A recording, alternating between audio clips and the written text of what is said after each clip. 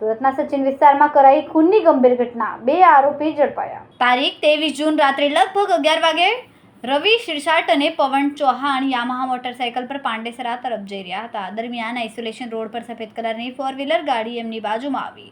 કારમાં બેઠેલા 2 શખ્સોએ ગાળો આપ્યા, ચપ્પુ બતાવ્યા અને જીવથી મારી નાખવાની ધમકી આપી। પછી કાર ચાલકે મોટરસાઇકલને ટક્કર મારી। ફરિયાદી કંટ્રોલમાં રહ્યો, પણ કાર ચાલકે બીજા પ્રયાસમાં પવનને ગાડી નીચે દબાવી દીધી અને ગાડી ન અટકાવતા તેણે આશરે 15 મીટર સુધી ઘસડતો ગયો।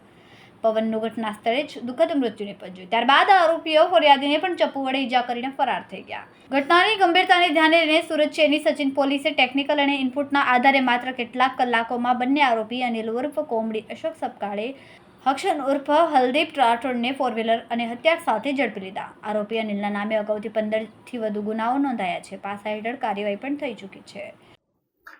સચિન પોલીસ સ્ટેશનમાં એક અનડિટેક મર્ડરનો ગુનો દાખલ થયેલો છે આજરોજ વહેલી સવારના 4 વાગ્યાની આસપાસ।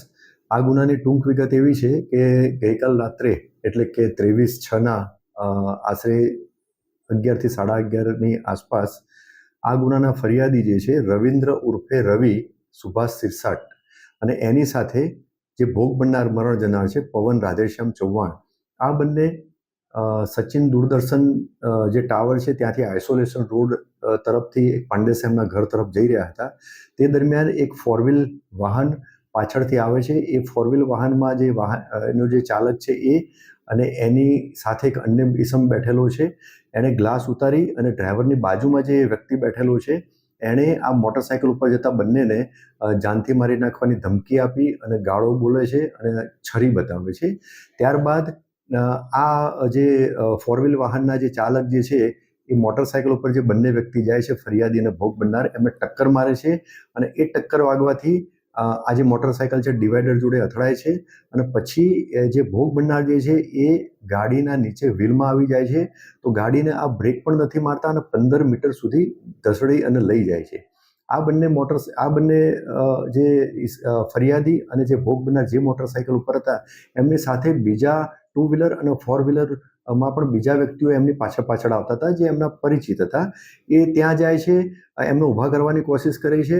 તો જે આ 4-વ્હીલ વાહનમાં જે ડ્રાઈવરની બાજુમાં બેઠેલો ઈસમ હોય છે એ ત્યાંથી ઉતરે છે અને છરી ત્યાં બતાવે છે, છરી લઈ અને એમને મારવા જાય છે। એટલે જે ફરિયાદી જે છે ફરિયાદી એમની સાથેના માણસોને એમ કહે છે કે ભાઈ તમે અહીંથી જતા રહો, એની પાસે છરી છે અને આપણી ઉપર હુમલો કરશે। એટલે બીજા બધા દૂર ખસી જાય છે અને જે ડ્રાઈવરની બાજુમાં જે ઈસમ બેઠેલો હોય છે, જે અજાણ્યો ઈસમ, એ ફરિયાદી રવિન્દ્ર સિરસાટને ખભાના ભાગે છરીથી ઈજાઓ કરાય છે।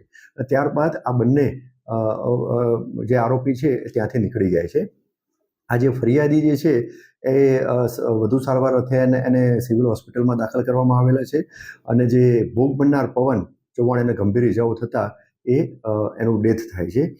ગુનો દાખલ થયા પછી ગુનાની તપાસ દરમિયાન આ જે ગુનામાં વાહન વપરાયેલું છે એ અને અમુક જે સ્થાનિક પોલીસના કર્મચારીઓને અને અધિકારીઓને એક સ્પેસિફિક અમુક બાતમી મળે છે અને આ ગુનામાં સંડોવાયેલા બંને આરોપીઓને એમની ઓળખ કરી અને જરૂરી પુરાવા એકત્રિત કરવામાં આવ્યા છે અને આ બંને આરોપીઓની ધરપકડ કરવામાં આવી છે ગુનાની તપાસના કામે। સદર ગુનાની તપાસના કામે આ 2 અજાણ્યા ઈસમો જે હતા અને જેમને આઈડેન્ટિફાઈ કરીને ધરપકડ કરવામાં આવેલી છે એ પૈકી 2 આરોપીમાંથી એક આરોપીનું નામ અનિલ ઉર્ફે કોમડી, અશોક સપકાળે અને બીજા આરોપીનું નામ છે કિશન ઉર્ફે દિલીપ રાજુભાઈ રાઠોડ। આ બંને આરોપીના વિરુદ્ધમાં અગાઉ ઘણા બધા ગુના દાખલ થયેલા છે। એમાં સચિન પોલીસ સ્ટેશન વિસ્તારમાં પણ ગુના દાખલ થયેલા છે। આ બંને આરોપીને એવું હતું કે આ જે અગાઉ જે ગુના દાખલ થયેલા છે શરીર સંબંધી ગુના, અને જે લોકો સાથે એમને માથાકૂટ થયેલી હતી એ લોકોના માણસો આમને મારવા માટે જઈ રહ્યા હતા એવી શંકા એમને હતી। જે શંકાના આધારે આ રીતના એમણે મેં જણાવ્યું એમ મોટરસાઇકલને ટક્કર મારી અને એકને ગંભીર ઈજા કરેલી છે અને બીજાનું મર્ડર કરેલું છે। કેમેરામેન સેનિલ વિરાણી સાથે વિશાલ છેઠા, માનવ પ્રભા ન્યૂઝ, સુરત।